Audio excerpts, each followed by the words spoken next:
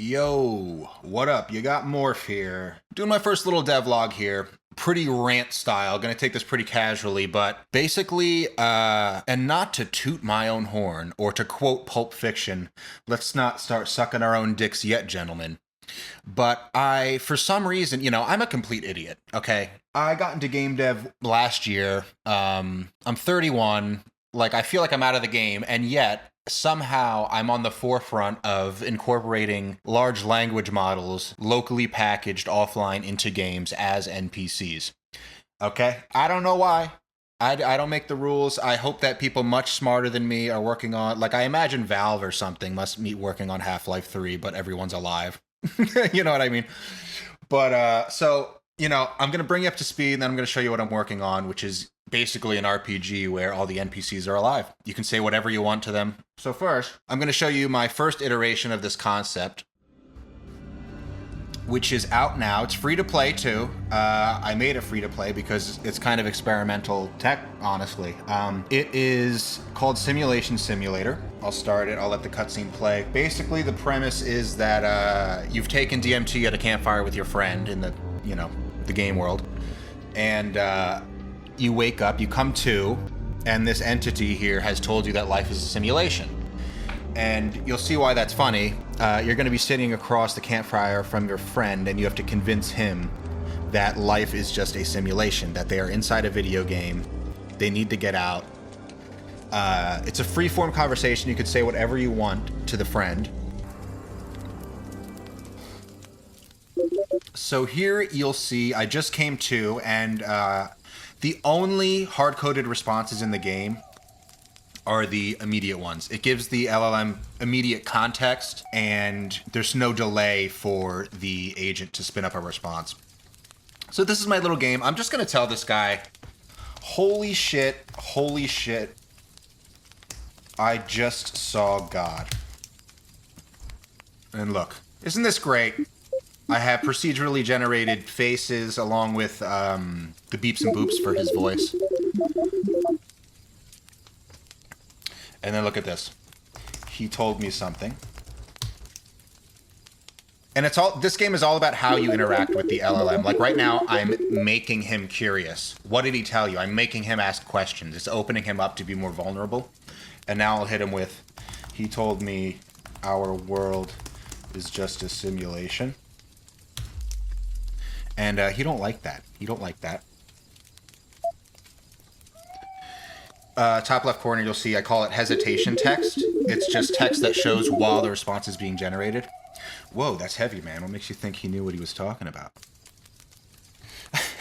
Yeah, so he has a computer for the head. You can point out all these anomalies. You can even get him to crack open a beer and turn on the radio. And I even have my band's music playing. Look, it analyzes the responses you give, and he's going to drink a beer. Hopefully, he might refuse. Well. Yeah, so you didn't want the beer. Well, now, I'm not going to play the whole game. You can finish a round in like 5 minutes if you really know all the exploits. But, the game theoretically, obviously, could go on forever. I mean, it's just a chat simulator, bot, an LLM. But you can achieve endings by manipulating the emotions, the tension over time. It's kind of difficult to describe. There's a living, breathing prompt that's constructed by code depending on the short and long-term context of what's going on, and it can lead towards an ending, one of which is, he realizes that you are in a simulation, and you wake up. 5 endings total. All right, let me exit out of this. So that was the first iteration. I'm not going to get too deep into that. Let me show you what I pretty much finished, but has no public visibility yet. And then I'll bring you up to speed on the new project, which I think is the most sophisticated version of what I have going on so far. It's a whole open world. It's going to be. But this one, I'm calling it Lurks Beneath, and it is a detective mystery. You play as a detective, and you go to a trailer park. There's been a murder of a little girl, and there's 3 people at this trailer park that you can interact with, and you can interrogate, cross-examine. There's evidence in the environment to find. You can ask about to raise flags. Let me just show you. I'll skip the intro cutscene there. So this is taking the idea a little bit further, right? In the first game, you were immobile. You couldn't move from the spot, but you could look around. In this game, you can move. You can jump. You can run. And the exciting part is, look at this. The dude's alive. You like my style, too? I really am such a shit modeler. I just prefer doing stuff like this. I think it's cool, though. It kind of looks like South Park. So here, look. Press E to talk to Chuck... Press E to talk to Chuck Pullman. That's actually difficult to say. All right, I'm going to hit E. Ready? This is the cool part. Boom. Look at that. It brings you into the cutscene you can interact with. He says, I ain't moved from this fire. Tell me you got some, detective. This is not my first playthrough, obviously, so the first time he says something like, oh my god, thank god you just got here. So I'll just say, yes, are you suspicious of anyone in the neighborhood? Forgive my spelling, my god. So, again, now it's subtle, I guess, but literally you could say anything you want to it. It says, Desmond Lloyd, that guy's been acting strange for years. I mean, he's always been a little off, but since Abby went missing, his daughter, I don't know if it's just me being paranoid, but I got a bad feeling about him. He's always sitting in his trailer watching, muttering to himself, and then tinfoil covered windows of his, it gives me chills. All right, now I'm going to go over to Lloyd's trailer. I could actually ask him, watch this. Where is Lloyd's trailer? It's right next to Granny Daisy's, just down the lane a little ways from mine. You can't miss it or see inside it, for that matter, with them blinds and tinfoil covering up everything. All right. So pretty cool, huh? So I'm going to... Okay, this is Chuck's place. So I'm going to go over 2 other trailers over there, down the lane. Here we go. And like I said, this is a detective thing. Like, look, there's a clue here. I can inspect this. Must be Mr. Lloyd's truck, but it's clearly not in service. All 4 tires are dead flat, sunk into the dirt. Hasn't moved in months. So that's a clue. And I can ask either of the NPCs about that. Let me go into Lloyd's trailer here. Look how cute Lloyd is here. That's far enough. State your business in my house and keep your hands where I can see them. So guys, I have to be honest with you. I just built off the framework from Simulation Simulator. This took me a day and a half to build, this entire game.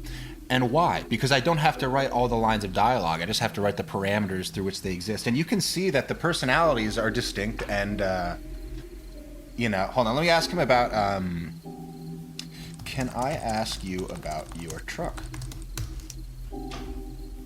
Now, Lloyd's kind of a schizo, conspiracy theorist. Pepe Sylvia. My truck's been sitting there right beside the trailer for months, tires flat as a pancake. Nobody could have moved it today or any day this year, unless you count rain. And then I'm going to show you the last character I have here, Granny Daisy. But, you know, this is all simple model stuff, and you just need kind of a clever idea. Here, watch this. Here's Granny. Look how cute. Everything's procedurally generated, like it's just simple cube meshes with some textures. Well, now, you must be that lady detective. Come on in out of the dark. Sugar cookies are just ready for when Abby gets home. You're not scared. Abby is missing.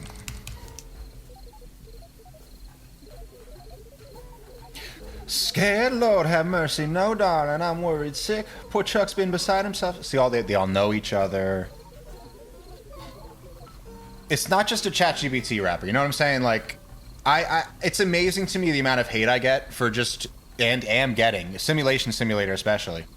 I mean, that's the only one that's visible, but, you know, people just don't know what to think of this stuff yet. To me, this is a very natural extension for video games. Like, this is one of the only use cases that I don't hate a large language model being used for. It's not, I mean, yeah, it'll take away from a writer, but, like, you'll still want written stories. This is just a cool little thing. You know, that I must imagine... Oh, look, another clue. And then look at this. I put a cheat code here, by the way. Tequila and rice. This triggers an ending, because no one's ever going to say tequila and rice, I would imagine. I hope not. Look.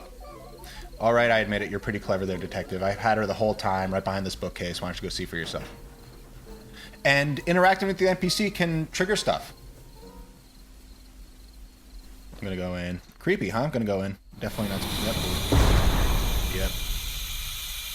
Pretty cool. Pretty cool. So, I don't want to spoil what happens there.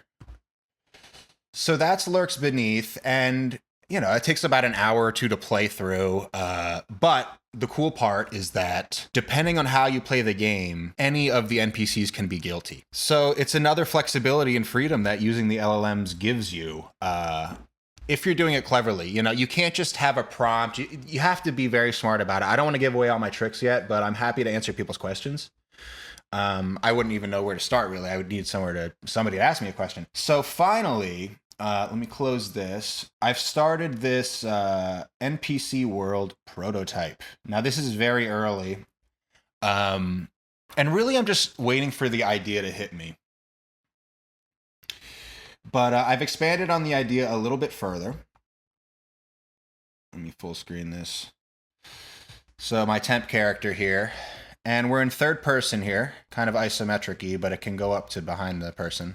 Use that in my game, Fill the Void. So here I am, and I only have 2 NPCs so far, but in this kind of environment, I'm imagining I'll have like hundreds of kind of like, if you imagine Toad in Mario or Koopas, if you're like in like Paper Mario, if you went to like Petalburg, I'm aging myself, but Paper Mario N64 version, and or Rogueport for the GameCube one.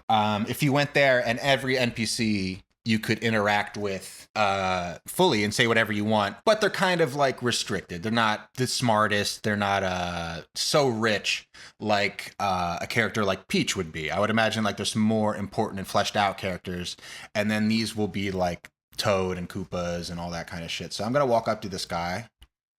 And, you know, procedurally generated face. He billboards to me after I get a little close. I'm going to hit E. Goes into cutscene mode. You lost or something? No, I'm not lost, you fucking prick. So let's see what happens. You shouldn't be talking like that, lad. What brings you here? I've come to kill you. I'm just showing you that, like, you can push it. I said leave now. And he exits the cutscene, the conversation. Isn't that fun? I don't know. I think, and you see the load times are really pretty bearable. I mean, we're still in the early stages of the tech too, and this is an 8 billion parameter model. Hey, you look like someone with a good story. Sit down, sit down. Yeah, I got one. Why don't you kiss my ass first? I'm showing you. Look, I'm pushing the limits of technology here, guys. This is what I'm doing. Leave me be. I'm not in the mood for company. He exits the conversation. So that's what's going on. And I imagine like I'll have like a few dozen, I'll have like maybe 3 towns for this game, small in scope, but I need some kind of overarching mission or storyline where there's maybe like 3 main characters that you talk to, and then there's a bunch of filler characters with side quests and stuff like that. So let me know what you think about all this. Happy to answer any questions. Let me know what you got in the comments, and stay tuned. I'm going to be posting more about this game. And if you have ideas, let me know.